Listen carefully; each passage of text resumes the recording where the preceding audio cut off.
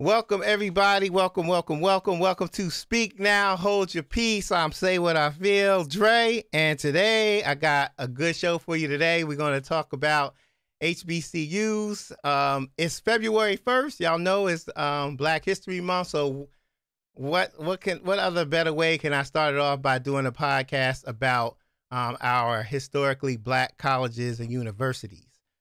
So today I have two guests.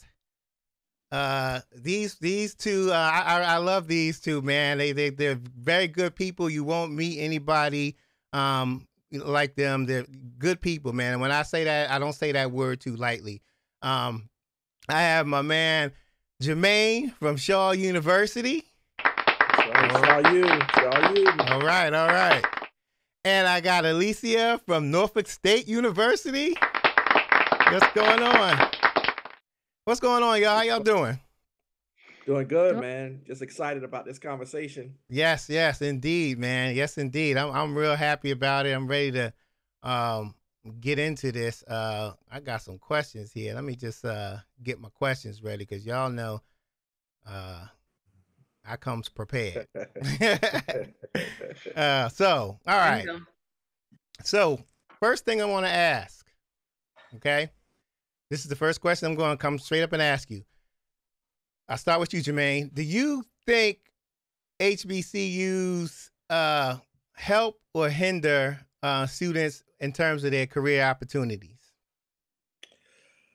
That's a loaded question. So I'll give a complex answer. I think it depends on the student. I think if you attend an HBCU, it affords you opportunities that you may not get at a PWI. So I think as a student, if you take advantage of everything that an HBCU has to offer, then obviously it will help with your career progression and what you want to achieve, in life, as well as your career goals. One of the things that I think benefited me greatly from going to Shaw is just learning how to do a lot with a little, because we didn't have much, but what we had, we made the best of it, and it also taught me how to hustle, taught me how to work hard, and I think all of those things translate very well into your career and chosen profession. Okay. And when you said taught you how to hustle, I thought about it, and I had 3 jobs at Shaw. Like I worked in the Bears Den, I worked for Mr. Pretty, and then I worked outside of at a grocery store. So yeah, the hustle was real. I loved every minute of it too. What about you, Alicia? Yeah, I definitely agree with the points that Jermaine made. It definitely instilled a lot of principles that I think we needed as young adults. And it is about your mindset going in. You can't go into an HBCU thinking you're going to get over on the teacher, be held by the hand. In fact, my experience is what it was actually the opposite of that. They wanted you to know that you were not going to be babysat, you were not going to be pacified. You had to work hard, and it had to be from an independent state. You had to be able to control your schedule and manage your time and your task. So going in, understanding that you're going to have to work as hard as anybody else, but even harder because of society. Right. Well, I could tell you when I got there, my plan. Here's the thing: when I got to college, my plan was not to stay. My plan was to chill out for about 3 months, wait till some things die down, and then just go back home. And Wow. I'd never do that, Dre. yeah, yeah. I just didn't. It wasn't my plan. Like my thing was, okay, I'm gonna come down here until all of this stuff settled down. Got in a little trouble, and I'm like, okay, I'll be back. I'm just rest my head here. It didn't even work out like that. As a matter of fact, I didn't even think college was for me, because Wow. I didn't finish high school. So when I got my GED and I went down to Shaw University, I'm just like, yeah, I'm just going to chill here. The plan, like I said, the plan wasn't to stay down there. But I wound up staying down there, and you know, it's done a lot for me. And I probably say this like 16 times while we're on this live, but I owe Shaw my life. Like it's That's completely deep. changed. It completely changed my life.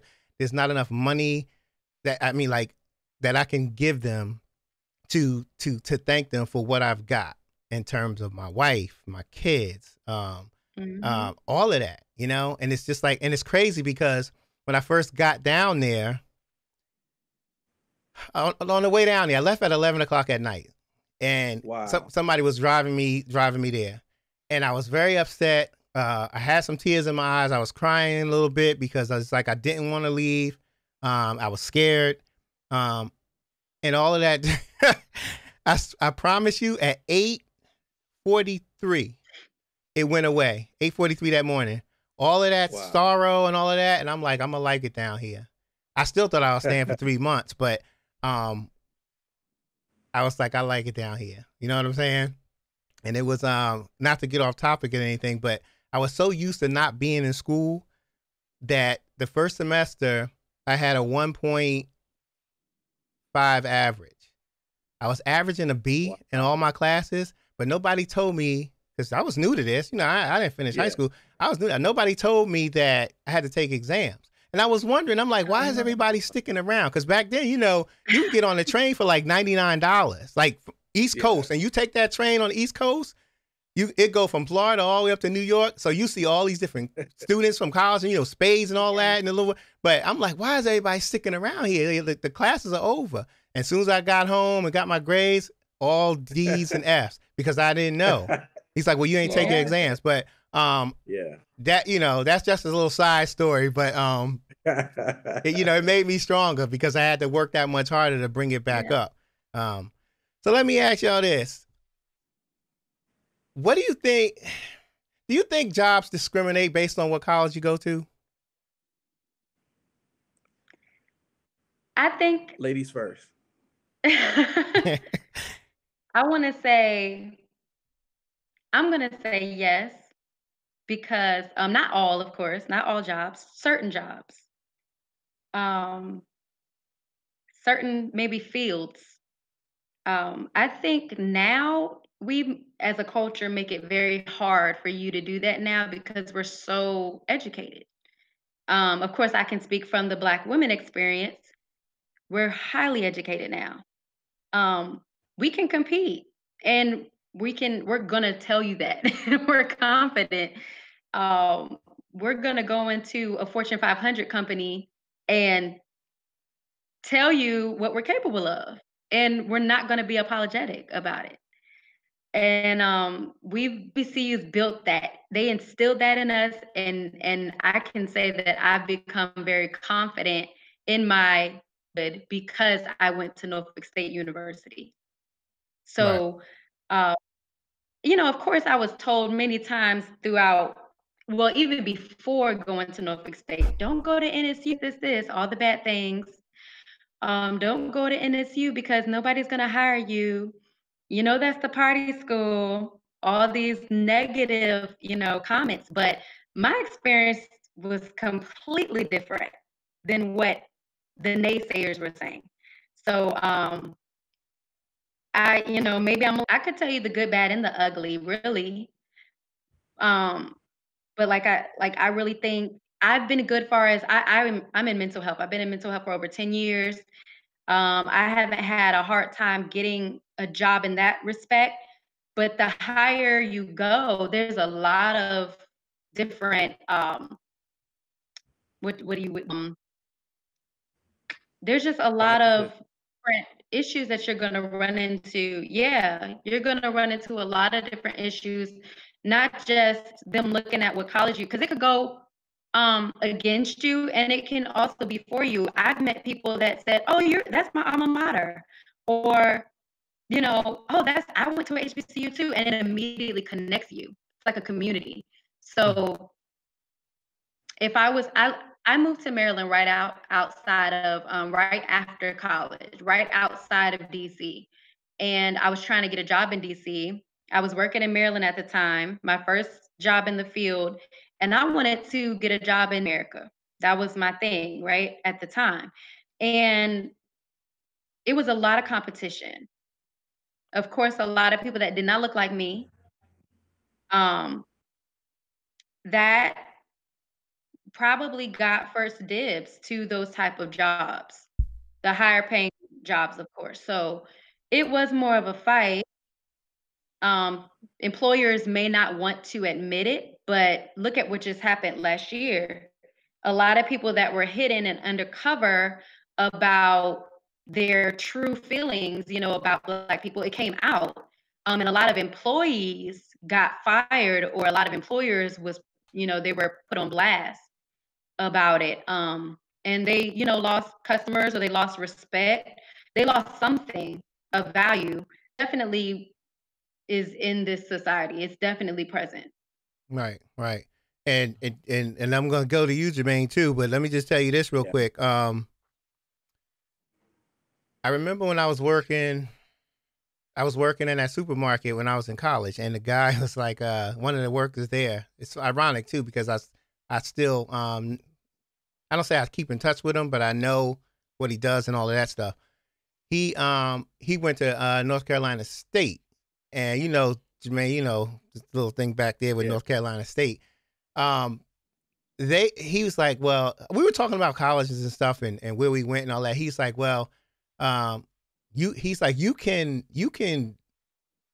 do that if you want and get that. You can stay at Shaw and get that secondhand education if you want. Meanwhile, I'll be getting a good job when I graduate. And I was just like, wow, it's like that was just crazy. It was crazy for him to say that because I honestly don't think you can, based on what school you went to, you could be a complete dummy and excuse the language, but you could be a complete dummy and go to a good school and do nothing there, as opposed to somebody who's working hard and doing their thing at a historically Black college. I don't understand why they. Exactly. I don't understand why they compare the two. It's kind of like saying, like, you need to get somewhere real quick and you call an Uber and you won't take the BMW that comes up to give you a ride there. You want to take a Mercedes Benz. It's just like, does it matter? Like it's just like, it's going to get you where you got to go. And that's what I think. I think college is going to get you where you want to go. I don't think it's a matter of what college. I mean, you have your prestige colleges and prestigious colleges. I mean, and but I really think it depends on the person. Especially with trying to get a job after you graduate from Shaw or graduate from Norfolk State or graduate from any historically Black college. It's not. It really doesn't depend on the school. Because I can tell you one quick thing, and then Jermaine, I'm going to let you speak. Let me say, Aaron said hello from Shaw. What's up, Aaron? How you doing? Good to see you. I just want to say, didn't want to leave her out. So Mr. Good gave me, that was like our dad, Alicia. Mr. Good was the guy who worked at Shaw. He was like everybody's dad. I got an interview with Nortel. Back then, they were a communications company. And it was a 2-day interview, so I had to stay at a hotel, and there was a lot of whites and Blacks, and and we ate dinner, stuff, we ate dinner, stuff like that, and we got interviewed, we did groups, and I gotta say, like, most of us, we did our thing, we did our thing, and I wound up getting a job, one of the jobs. They offered me one of the jobs, and I felt real good about that. I didn't take it, but I felt real good about it. I honestly felt real good about it because I didn't think at the time, I didn't think that that I was good enough. Heck, even when I got to college, I didn't even think I was going to live past 25. Like, I was like, and I told my ethics teacher, there's no way I'm going to live past 25. So that's where that's to give you an idea where I was at. But when I did that interview, I'm just like, I'm not going to get this job. And I got it. They called me and I got it. And it was like, it was the way you carried yourself, the way you answered the questions, you put some thought into it. So I like I said, like I got a job. Like after that, I felt so confident, like I can get a job anywhere. And being that we were in North Carolina, the state of North Carolina, you had Norfolk State. I mean, I'm sorry, you had North Carolina State University. Mhm. You had North Carolina. You had Wake Forest. You had Central. You had Duke. All those Mhm. competing schools, Yeah. and it was just like, but I still felt confident that I can do it, and that's just something that that really stuck with me. So Jermaine, in terms of you graduating and stuff, how'd you go about getting your job? Like, as I know, I forget, did you work for Merrill Lynch when you I graduated? did. How'd you go I about that, did. Jermaine? Yeah, so honestly speaking, and this kind of goes back to your previous question as well. And like Alicia said, some companies don't actively recruit HBCUs, but you can't make a blanket statement and say all. But some companies have their preferences, right? So, some Mhm. companies prefer the Ivy Leagues, the Dukes, the Harvards or Yales or University of Michigan and schools like that. And but some companies will come and recruit HBCUs, but at Shaw, I'll say it like this: Merrill Lynch didn't recruit Shaw. However, we had a esteemed alumnus by the name of Sean Woodruff, who was pretty high in HR at Merrill, who recruited Shaw. He made it his business to come back to Shaw. And I interviewed with him. He took a liking to me in that interview and offered me a summer internship my junior year. Worked at Merrill in New York on Wall Street that summer, and then at the end of the summer, interviewed for a full time job. Now, I'm quite sure that there, I did a good job that summer, so my reviews, supported the hire. But I'm quite sure that there was a level of influence that Sean had in that process, because in that particular class at Merrill, there were 30, college students hired. Only three were African American. I was Wow. the only I was the only African American male, right? So, whether or not they had a Wow. quota system back then, I don't know, but I know it was only three of us out of 30. One of the three was an internal hire, meaning she had been working at Merrill for some years and got selected for that particular program. The other was a young lady from Hampton University, another HBCU, and then myself from Shaw University. So one of the things I prided myself on doing is the same thing in terms of, the bank that I work for doesn't necessarily actively recruit Shaw, but like Sean did for me working at Merrill, I actively recruit Shaw, and I've helped many students get internships and jobs in the financial services industry because I recruited Shaw and had pride in my HBCU. And then I can remember, this is a funny story too, and Dre, you probably remember this. One of our biggest alumnus was Willie Gary, who's Hmm. they call him the giant killer. Yep. He's won multi-million dollar cases, and he was on the lifestyles of the rich and famous. had Yep. had a lot of money. So I can remember in the gym our freshman year, he put on that episode of Lifestyles of the Rich and Famous and showed his two private jets, the Wings of Justice, and said, he's meeting with clients and, gold plated tables. And, he had this big mansion. And he said, undergrad, I went to Shaw. For my law degree, I went to Central. And I have people from Yale, Harvard, Duke working for me. And I I re- signed the checks. I remember And, that and line. Yep. and I'm thinking like, wow, if he could do it, I could do it. And I could say the same thing at this point in my career, graduating from Shaw University. I have people that went to UNC, Duke. I had people, Michigan, some of the biggest schools you can think of, working for me. You know what I mean? I don't sign the checks, but I get influence. How much they get compensated. Yeah. So and that's that HBCU degree. So you can make it, and you can be successful by attending an HBCU. Okay. So Mr. Good came on.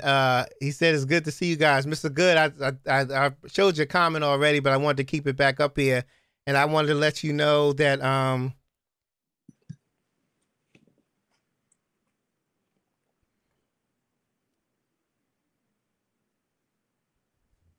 excuse me.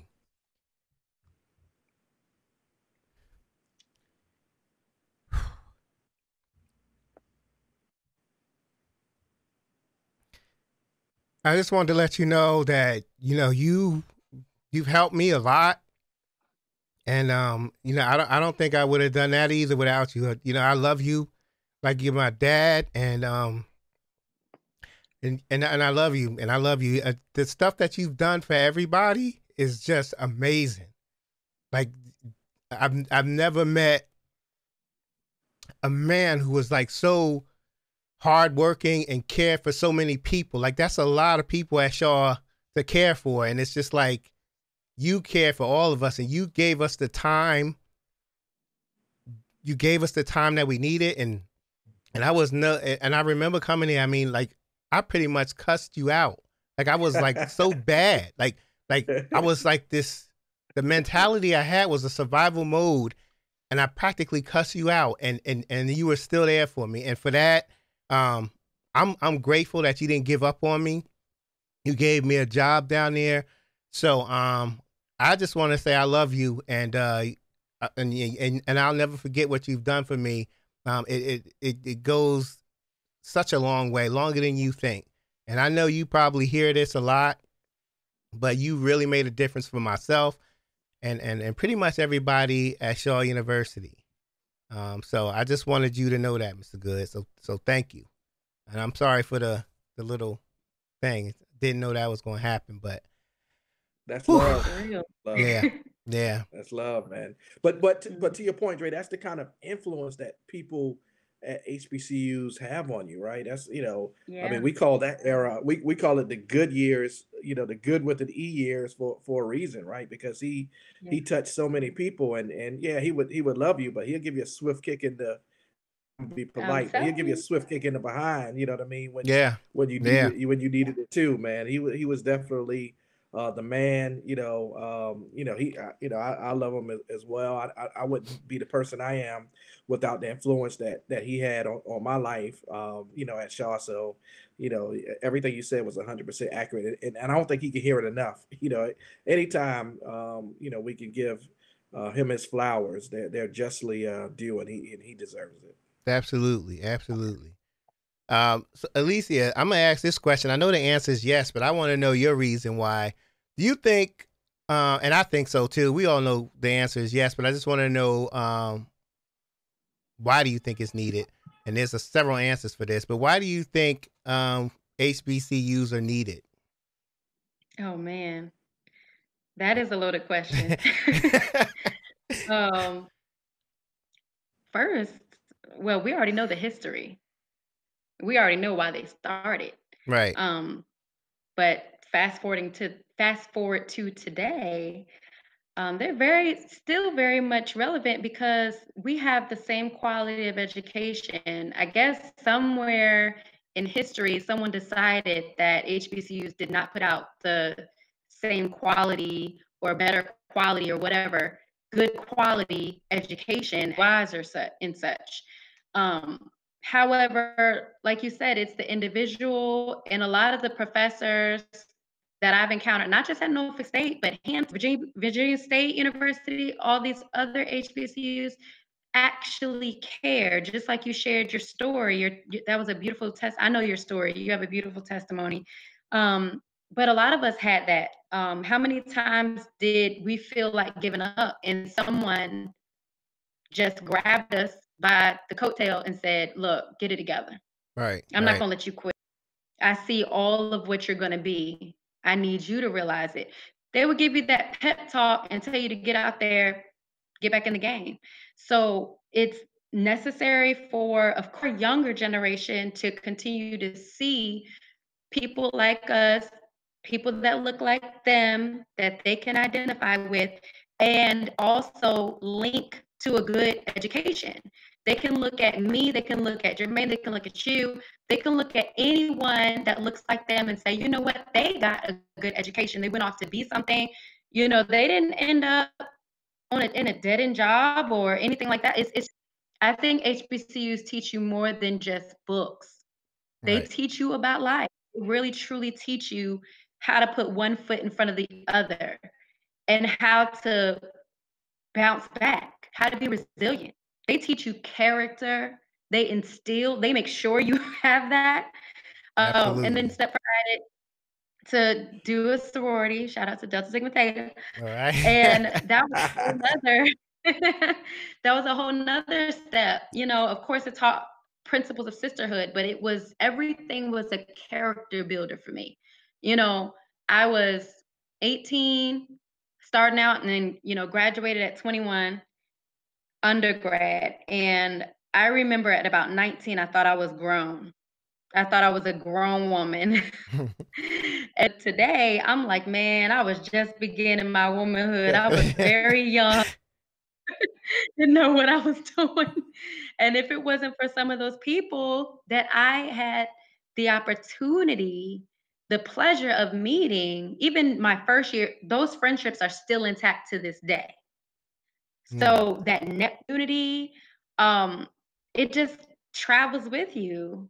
You can be going completely different paths, and somehow someone will think of you or see you on social media and say, "Hey, I just want to say hello," or "I just want to see how you're doing." I met so many, and it was diverse. I had a diverse experience because you got to remember every Black person is not the same. right. Right. So That's the type fact. of person, very, very different, all walks of life, all backgrounds. Yep. And I learned a lot. I learned a lot. And I would never I would never trade my experiences at NSU for the world. So Right. I think it's very much relevant today, very much needed for our young generation coming up to get that experience. I mean, it's not even just, I wouldn't even say it's a interim where you're like going to a community college, not knocking community colleges, but I think community colleges are in place for one reason, and then you have HBCUs. You Right. don't go to a HBCU. I think a lot of people feel that way too. I've heard that out there before too, that opinion floating out there, that, oh, it's just to get your feet wet. You go to a HBCU to get charged up, and then you go to another university to play with the big dogs. It doesn't work like that. You have thinking that you're already playing with the big dogs. You know, Right. Right. not a one. You have to be serious about it, and so we're going to. If no one else is going to push our culture, HBCUs are. And you see what look at our vice president, so. Yeah, and that's another thing. Let me I want everybody to look at the bottom of the screen here because I'm gonna do a little stroll here, and it's a little stroll just giving you a few people who have went to HBCU, so you can look at that while we talking because I don't want you to forget. Okay, so you can take a look as we keep on and we continue to talk. Um, so Jermaine, I want to ask you, what made you choose Shaw? Yeah, that's a good question. I think Shaw chose me, and I say that because I can remember Joe Bell, who's the chairman of Shaw's board, and Coach Jock Curtis, the women's basketball coach. They came to my high school and they said, they called me to the counselor's office and they said, "Do you plan to go to college?" And I was kind of feeling myself, so I was like, "Yeah, I'm going to college." So they said, "Where are you going?" And I was like, "I'm going to Morehouse, right? Because Morehouse is Morehouse." Right, right, I was in Georgia, so I was like, "I'm going to Morehouse." So they was like, "Okay." They was like, "Have you ever heard of Shaw University?" And I was like, "No." They was like, "Have you ever been to Raleigh, North Carolina?" And I was like, "No." So they were like, "If we give you some money, will you come to Shaw University?" And I was like, "Yep." you know, I was from a single parent home, so I mean, I got accepted. I got accepted to Morehouse. I got my financial aid package, and I mean, I knew my mom couldn't afford it. I mean, it was no way I could go once I saw the bill and my situation, right? Once I went to college, she still had two other kids that she had to take care of besides me. So just that olive branch, them offering me, some money to attend Shaw University. At that point, I was like, ah, this is no brainer. I've never been to Raleigh, never heard of Shaw, but yeah, if you're gonna give me some money, I'm there. Right. And I showed up. But I want to answer that the last question you asked about the relevance of HBCUs, and you can't talk about that without talking about the history. And like Alicia said, when Yeah, HBCUs were founded, we had no option. We could not attend PWIs to get our education. So this was the only place that we could get an education is at HBCUs. And even to this day, it's 2021, but for a lot of first generational college students, mhm, they're not accepted into PWIs. So it's not 1865 when Shaw was founded. It's 2021. But for some of our students, the first generational students, that's the only choice they have to this day is to go to an HBCU. And then to your point, Dre, look no further than Vice President Kamala Harris, who was a Howard University graduate. Then we look at Senator Raphael Warnock, the first African American senator out of Atlanta, Georgia, a Morehouse man. yeah, Then we look at Stacey Abrams, who influenced all of this change and turned Georgia from a red definitely. state to a blue state, a Spelman graduate. I mean, we had the pleasure of listening to the great Dr. Janetta Coleman, who was president of Spelman and president of Bennett and Greensboro, two all female women colleges. And she said she can remember when she was president, Stacey Abrams was a freshman at Spelman College. And she walked up to Dr. Janetta Cole, who was and said, one day I'm going to be governor of the state of Georgia as a student at Spelman College. She told the I president of love it. Spelman, one day I will be the governor of Georgia. And Wow. and she said she would have been if the election wasn't stolen from her. So that's Right. the kind of pride, that's the kind of mindset. That's the kind of spirit that gets poured into you when you attend That's right. HBCU. That you can be and you can do anything because when you look up, the president looks like you. When you look up, the chairman of the board looks like you. When you go to class, a lot of the professors look like you. And another great thing that Dr. Janetta Cope said is that if you can see one, you can be one, right? So just seeing those people with that level of success and the way they carried themselves and head high, back straight, shoulders back, it Hmm. it it, it gave you the confidence and instilled in you the pride that, I mean, like you said, when you interviewed, when I got into the arena, I felt like I could compete with anyone. It wasn't even Mhm, about,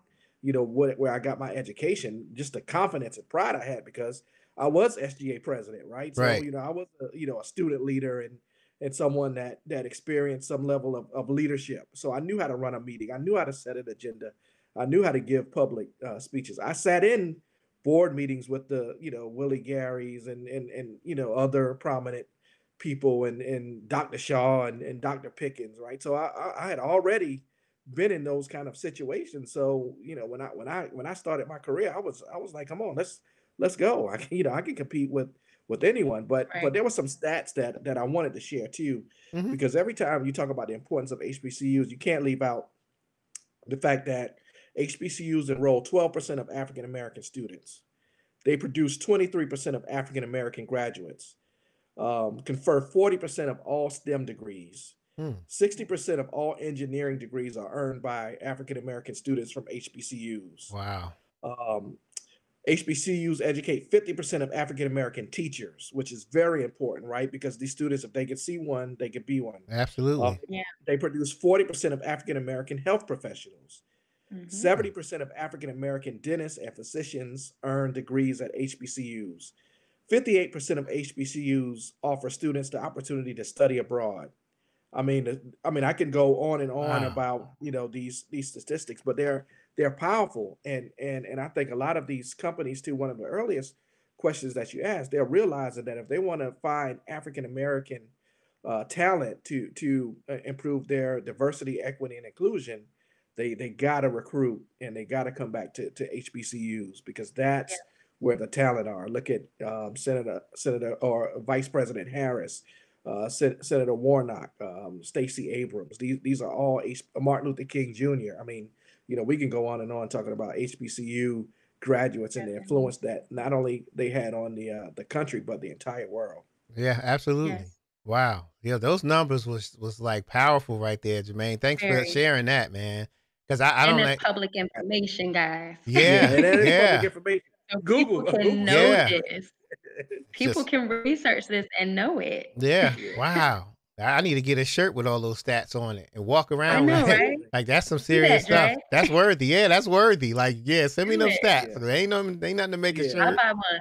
you know? yeah, exactly. I'll definitely buy Wow. one too, man. Yeah. Yo, let me tell you, man.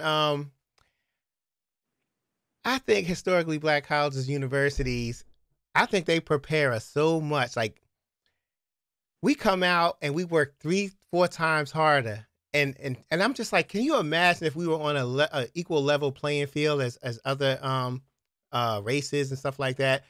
We'd be 3 or 4 times better because we have to be just to get on their level. We have to outperform the people that do that outperform everybody else. And it's just like it's just I've gotten prepped for the world by so many people. But I can tell you one, Jermaine, I don't think you had her. Alicia, there was a microeconomics teacher, Dr. Sally. I had Dr. You Sally. had Love her. Dr. Okay. Sally. And her and this I forgot the other guy's name. I had her for microeconomics and I had Dr. Sally for macroeconomics, I think it was. And both of them, when I got in that class, I'm like, oh no, I'm not staying here. They're not going. They too hard, man. They too hard. But there was no way around it. We'll drop a class and add Yeah, another one in a minute. But yeah, I'm like, nah, I did it because I didn't have a choice. But man, oh man, I'm glad I did, man, because the stuff that they had me do and the pushing me and all of that, it wasn't so much the work. I'm still seeing that same type of work, but I'm still seeing that same type of okay, you got this type of experience. Because Yeah. like I said, like I'm not passing this class. Hey, it's no way. Even in microeconomics, I failed the first 3 or 4 tests with Fs. I wound up getting an A in the class. But wow. after that, it was just like I don't care how hard a class gets. Um, I can do it. And I take that same approach for everything now because it's just like the initial onset of your thoughts, it may be negative, like you can't do it. When I start jobs, I do the same thing. I second guess, and it's just like I don't do that anymore. Once in a while, sometime there's some things that come up where Vernell got to be like, yo, tell me, You got just this. give me that Yeah, encouragement. But That um, helps. Yeah. but I swear it's just amazing how it prepares you so much for Yeah. the world. Like it was just amazing. Like we could take on anything. Like this, Yeah. we could take on anything. Let's see, I got a Bowie State. I got a Bowie State listener, my frat brother Terrence Carter, Blue Fire. What's up, frat? How you doing with the Bowie One State? one thing I'll Okay. say, Dre, that I think separates some of us that went to HBCUs and others that went to PWI and other school is that um, and this is a word I'm trying to guard against my children, but entitlement, right? Mm. Um, if you go to some of these Ivy League schools and some of these large PWIs, you come into the workforce with such a sense of entitlement. I don't have to earn, my opportunity or my position. I deserve it because I went to Duke or I went to Harvard or I went to Yale. But when you come from an HBCU, we know off from square one, you got the grind, you got the hustle, Yeah. you got to work twice as hard. There's no sense of entitlement. It's okay, you strapping up tighten up your shoes real tight, and you go Mm-hmm. on to work, man. And I think that's what separate the HBCU graduates Right. from other graduates is that we don't come in with that sense of entitlement. We come in knowing that we're going to have to work hard and put in a lot of effort. Right, right. Right. Alicia, who pushed you the most in college? Well, okay, I'm going to tell you about one teacher and then I'm going to talk to you about my professor that really pushed me through basically the whole 4 years of my undergrad. Okay. So the first year, well, no, I want to say I think it was my junior year. Yep, my junior year, I came in. So I switched over to psychology. I used to be a music education. Um, I used to be in music education, and then I switched over to psychology after the summer of my sophomore year. And Hmm. so I went into my junior year, and I remember I took a statistics course. It was the worst starting out because, Oh of course, yeah. I didn't know what to expect. I told you about this. Yeah. I will never forget this professor. I used to think she was so mean. Her name was I will never forget her because she came in from day one and was like, don't come to my office hours if you're not prepared. Like, you couldn't go to her office for help unless she knew that you really needed to try first. And Right. then you went to her to she didn't want to be your ticket out. She made it clear that she was not going to be your ticket out. She was not going to baby you. She was not going to hold your hand, pacify you. You were not going to come to her office and say, can you walk me through chapter 8 because I don't get it? She's going to be like, well, did you read it? And then if you say yes, she's going to test you on it, see if you read it first. She was amazing. Right. And Right. a twist to the story is I ended up being her research assistant. So after like I said, it goes back to the whole character thing. It wasn't just about getting education, it was about being able to hold your own and not going in thinking that you're going to trick the system or find shortcuts. Shortcuts were not allowed. So I remember going into her office and say, I really don't get it. Because she's like, statistics works this way. If you miss one part of this chapter and you try to go into the next chapter, you're going to be lost for the rest of the class because each chapter connects, each theory connects, and it just builds. And I was like, okay, I don't get it. Can you help? And so she pushed me so hard, and then she asked me to be her research assistant. And I was so nervous. I'd never done anything like that. Didn't know what to expect.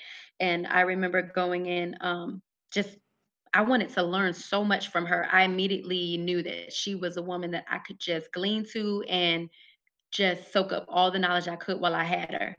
And so I end up appreciating her more than a lot of my professors. Like, she was one of the ones that she didn't take no mess. And she's one of those teachers you didn't really like at first, but she grew on you because you understood her purpose in pushing you. Right. So we end up writing a little statistic manual guide together and published it. That was my first published article, and it was very cool. Um, and so then I told you about this guy. He's still a mentor to this day. I could still probably message him on social media and just say, "Hey, I need to talk to you," and he'll be like, "Yeah, come on by." He's a cool guy. He's retired now. His name is Dr. Carl Haywood. Hmm. He has influenced so many of us. He has so many sons and daughters. I mean, we call him Doc. We love Doc. Hmm. He was the one that awarded me a scholarship in music when I first went to Norfolk State when I first started, and I was in the concert choir. And he was one of those hard ones too. He would tear you down with a smile. He would cuss you out. He would dig into you when you weren't on your P's and Q's. But like I said, it reared you and it made you stay on top of your game. You could not slack. These No. people did not let you slack. To this day, he'll just pop out of nowhere. If I have an achievement, he'll just say, "Congratulations, Weaver." He calls me Weaver by my last name too. Congratulations, Weaver. I know you could do it. You've Right. always done nothing but, do wonderful things. So um he's still, I mean, to this day, I think we cried when he retired. Like, we did a big retirement ball, really Hmm. fancy, did it up. And we were all surrounding him, and he was in the circle dancing and everything. And we were all crying, like, man, this guy has done a lot. And he wrote Norfolk State on Water. He wrote the song. Wow. So, Wow. yeah, like, so every time we're singing, Norfolk State, the song, Hmm. we're thinking of him, you Right. know. Right. He's a musical genius in my eyes, but Hmm. he also instilled a lot of principles, but he was also willing to show that he could learn too. Right. You're never too old to learn. That's true. And we've gotten into we got into our spats when I was young. I was like, "Doc, you can't be talking to people like that." And, but afterwards he would be like, "We were, I didn't cuss nobody out today." That's And I'm like, funny. "Good job." That's No, it's funny. like really developed an amazing relationship, and, that's what it's about, like, the HBCU experience is family. Right. You truly so those are probably the 2 people that really, resonate with me to this day. Um, and of course, I cannot forget, he would kill me. Doctor, well, I say doctor, Mr. Butler. Mr. Butler was the assistant core director. He still is the assistant core director, or director of core activities. So he played a major part as well. So Right. those are Right. probably the really think off the top of my head that made a big difference in my life. Okay. And there's so many of them. I mean, like Darrell Fields, So what's up, brother? Darrell Fields is our homecoming what's a good word? Mayor, Mascot. Mayor, homecoming mayor. mayor. He gets it pumping, he keeps it going. What's going on, brother? Love you, Six, fam. what's up, Six? All right. This is an interesting point. Terrence, my frat brother, he said most of these professors who pushed you were members of the Divine they were Nine and pre-hazing. pre-hazing. They actually, well, you know what? Yes, Dr. Haywood and Mr. Butler are Omega Psi Phi. They were my frat brother. That I'm not gonna say they were pre-hazing, but they let's say that they had a certain mentality on discipline, but it was amazing. It's Right, right. exactly what was needed. Yeah. I think I'm just amazed how much family I have with Shaw University and just in general, like people who go to historically Black colleges and universities.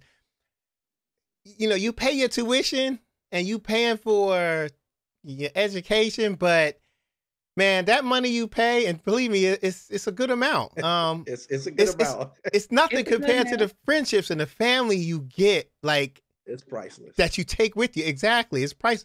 I can go. You can name a state right now. I was about to say Baltimore. I was Maryland. Dang, that's crazy. I can go to Maryland right now, and I, there's somebody from Shaw there, or somebody from Norfolk State. I'm sure that Alicia, California, whatever. Man, it's just like we're everywhere. Everywhere, exactly, and that's what I appreciate the most. It's just like, and when you see somebody from your college, and even if you don't know them, and this is with your frat brothers too. And sorority sisters, if you could see them and look at them, and they got a Shaw shirt on, and you know that there's a certain things that if they have a Norfolk State University shirt on, at least know there's certain things that go on at Norfolk State that nobody knows. So, right. And it's just like y'all share that experience. You know what I mean? Yeah. And I see somebody from Shaw. Yeah, I mean, like one day I about crashed trying to catch up with this to this guy that drove past me with a Shaw alumni sticker on the back, and I'm just like, yo, show you. And he called up to me, and we had a nice long talk, man. It was just crazy, man. Like the family and the relationships you form, it's just like, it's unbelievable, man. It's just like so unbelievable. And all the experiences, all the fun we had, and just going. A lot of fun. Yeah. I mean, like, and that's the thing now. I want to talk about the fun now. Like, yeah, let's talk about the fun. You know what? Let's check this out. Vernell used to get me to try to drink rather. I didn't drink. I didn't go out either because all I did was study. I worked the 3 jobs, and for me, the work was like super hard. So I'm like, yo, I'm always trying to study and stuff like that. Vernell would just wake up in the morning and just go take a test and A. Me, I'm just like B+. Like you got that B-, and I'm happy as I don't know what. But I never hardly went out because it's just like I was working all the time. But because I was a student activities aide, assistant rather, we were you remember, Jermaine, we were in charge of the homecomings, planning and all of that. So I had to be parties. there. Yeah, but it was great. I mean, it was just so much fun, man. The first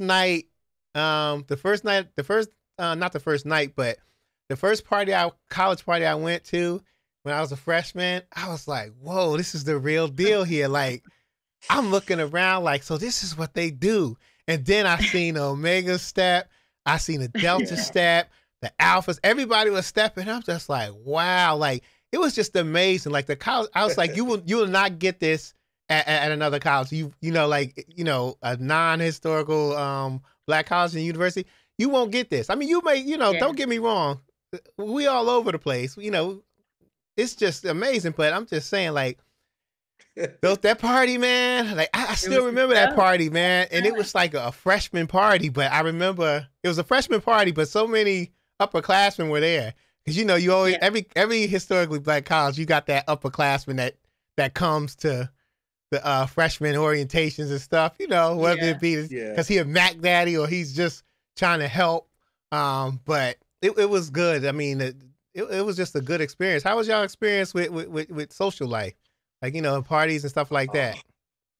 I had a ball, man. I can remember my first freshman party, and this was kind of like the first step show, but it was crazy. But I got to set the scene, and you know these guys. But I can remember being in that party, and D Mac, he was a Q. Shout out to D Mac. I don't know if he's on D there, but Mac, what up, was D just Mac?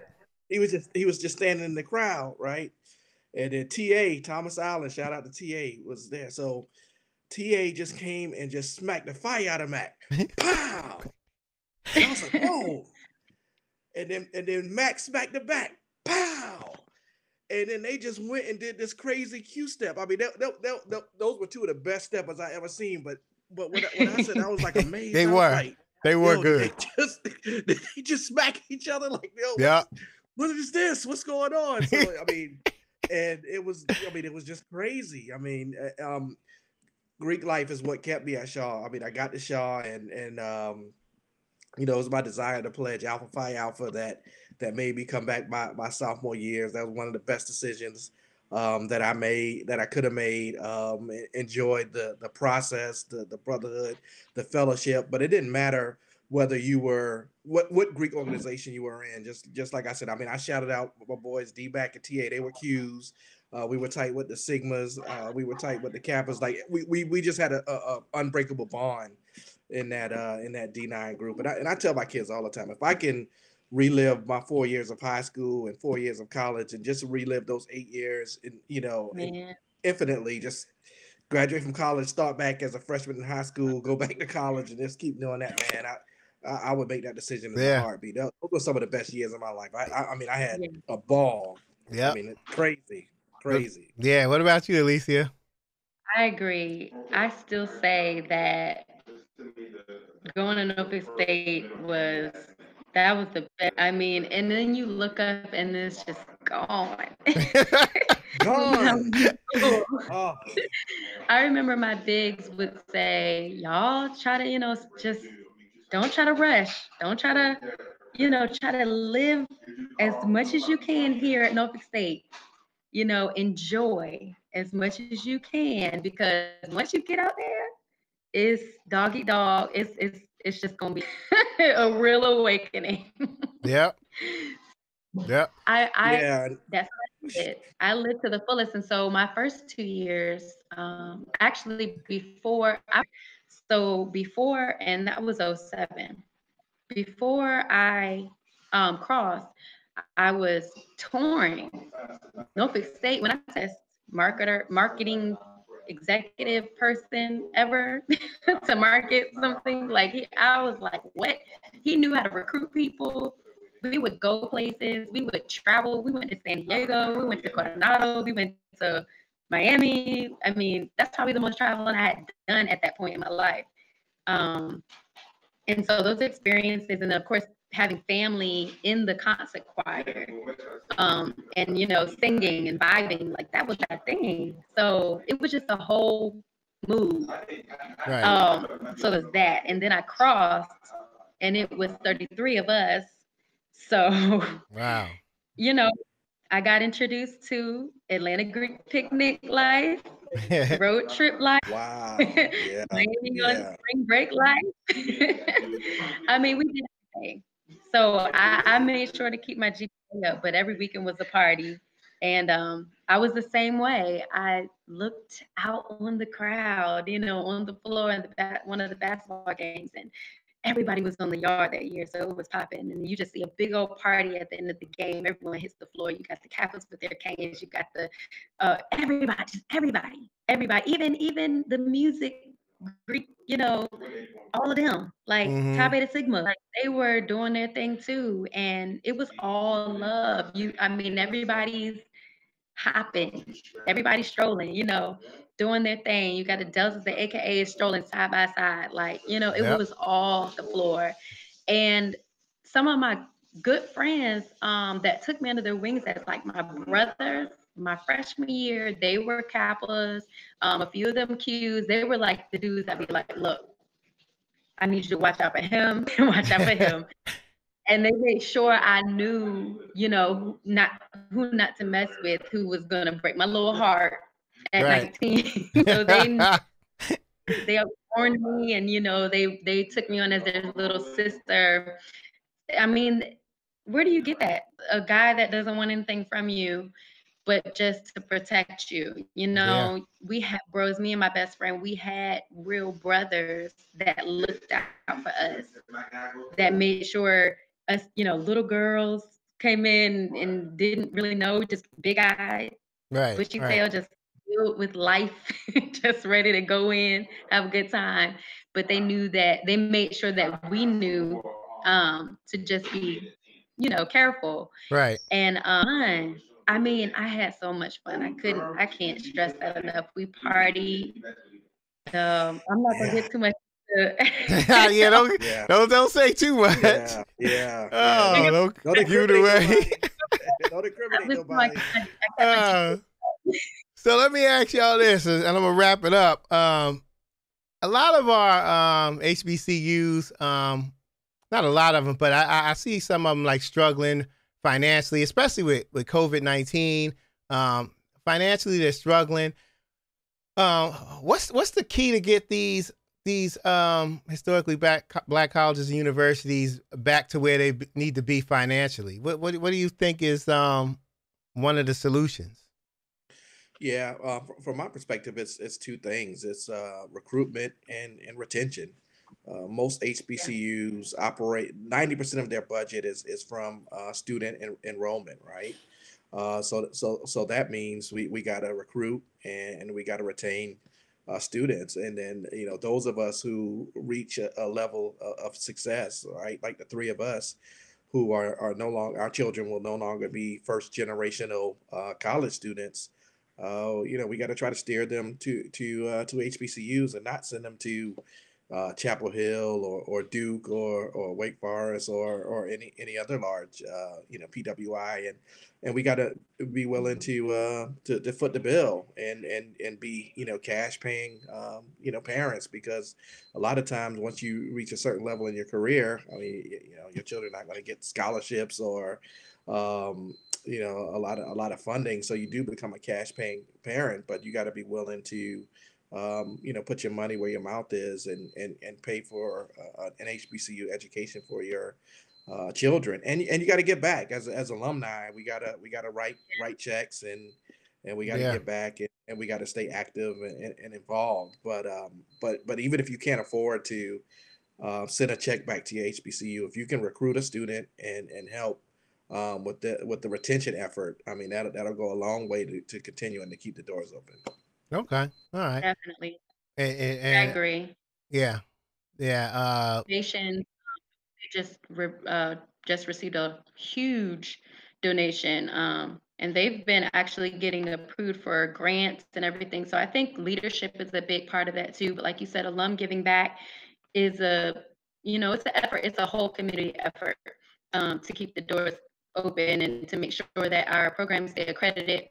Um, and I think that's a big one too. Making sure our programs stay accredited, because that's going to make people want to continue to invest, and then you're going to get the type of the real, the publicity that matters, not all the negative stuff.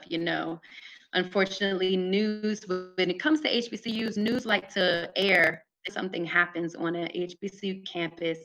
They want to air that, but you hardly ever hear about the good things, the positive things that's happening at HBCUs. But getting that publicity out there, um, will definitely interest another party that may not necessarily consider donating to HBCU. So I think, yes, marketing, recruiting, and having the right leadership, good ingredients to make sure that retention is high. Right. Yeah, so that's a big one. Okay. Uh, y'all both gave some good answers, but I got a resolution too, and it ain't a big one, but it's a resolution. Stop complaining about them $25, $35 game tickets when you just going to tailgate. How about that? Forget about the $35. Give it to your school. I know you not watching the game. I know you tailgating, but give that money up. Okay? We need it. We need it. Exactly. I don't know what y'all does, but Norfolk State found a way around that thing. I couldn't even be mad. They were like, listen, I know y'all going to tailgate, but in order to get into the tailgate, y'all got to buy a ticket. Like, they shut off to the tailgates no more. Like, you're not getting in. You have to have a ticket. That thing is guarded. It has gates and everything. That's funny. Yeah, oh, man. We were all like, shucks. But okay. Oh man! Okay. So look, I'm gonna do this is gonna be the last thing, and then we're gonna be out of here. But this is a little challenge for both of y'all. Okay. All now, right. a 18-year-old male and female come to you, both of you, and they say, "I'm thinking about going to a historically black college or university, but everybody else is telling me that I should go to a PWI." Now, I want you to answer, what will you say to them? But here it is. Here's the twist to all of this. You can't, I want you two to finish each other's sentences. Okay? Oh, God. Okay. So try it. Okay, so I'm going to start. Who wants to start it off? Ladies first. Okay, so all right. All right. How about this? I'll ask a question and then you start. Alicia, ready? Okay. Well, Miss Weaver, I don't know. I really want to go to a historically black college university, but I want a good career. So I think I need to go to a PWI. What do you think? Now you got one sentence and then Jermaine has to go right after that. And then you go after that and you keep going. The first thing I would say is that you should do your research to make sure that's the right decision. Research both and find out what will best be tailored for your own experience, the experience you desire. Jermaine? Some of the greatest people that I know graduated from HBCUs. Look no further than the Vice President of the United States, Kamala Harris, a Howard University graduate. Look at our newest elected senator from the state of Georgia, Raphael Warnock. He's a Morehouse college man. Look at Stacey Abrams, the influence she had on a whole state, turning it from red to blue. She's a Spelman College graduate. HBCU graduates are on the move and influencing the culture, and they're influencing the country. They're influencing the world. Alicia, this is the last round. And if it's your desire to build lasting friendships and family, people that you can call on at any time in your life, then this is definitely something you want to look into, building those relationships, being able to compete with the best of them, because you're going to get a good quality education as long as you take it seriously. You're not going to be less than. So definitely HBCU is something you want to consider. And I could promise you, you're going to have the time of your life. I'm talking, the being on the yard, interacting with friends and family. The professors will love and nurture you and care for you. You'll know the president by name and get an opportunity to actually interact with the president, the head of the board of trustees and alumni. It'll be the best time of your life, and you will never regret. It'll be the best decision that you could ever make.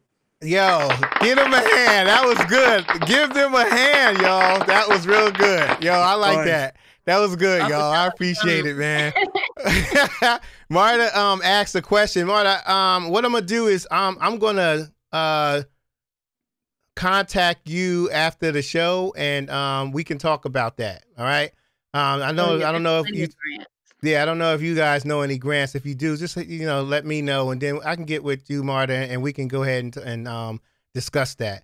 But yo, Alicia, Jermaine, I appreciate y'all, man. I appreciate you coming on. This was real, man. Thanks This was for a having real me. conversation, man, and I appreciate it. I do. Thank you so Yeah. much. Thanks, So, Dre. I appreciate it, man. I had a ball. no doubt, Alicia, man. nice to meet you. We could talk about this stuff all day. Yes, Exactly. indeed. Exactly. So y'all Yeah. stay on All real right. quick. I'm gonna go ahead and say goodbye to everybody. We appreciate y'all, and y'all make sure y'all tune in for the next show. I'll be posting that information. And Shaw U, Norfolk State, we out. Behold the green and gold. All right now. Yes. We'll see y'all later. All right.